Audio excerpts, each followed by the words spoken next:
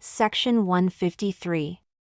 Dream given to Joseph Smith, Jr., June 26, 1844, edited to correct and remove additions inserting the church 3 times that do not belong to Joseph's original account. Documentary History of the Church Volume 6, pages 609-619.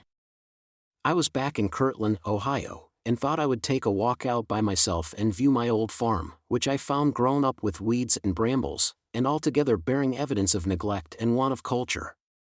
I went into the barn, which I found without floor or doors, with the weather boarding off, and was altogether in keeping with the farm.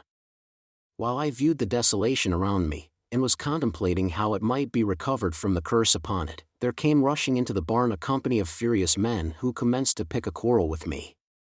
The leader of the party ordered me to leave the barn and the farm, stating it was none of mine and that I must give up all hope of ever possessing it.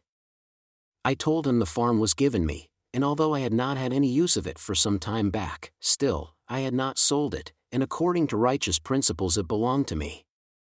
He then grew furious and began to rail upon me, and threaten me, and said it never did belong to me. I then told him that I did not think it worth contending about, that I had no desire to live upon it in its present state, and if he thought he had a better right, I would not quarrel with him about it, but leave.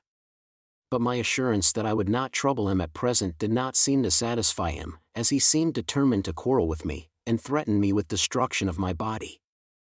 While he was thus engaged, pouring out his bitter words upon me, a rabble rushed in and nearly filled the barn, drew out their knives, and began to quarrel among themselves for the premises, and for a moment forgot me, at which time I took the opportunity to walk out of the barn, about up to my ankles in mud.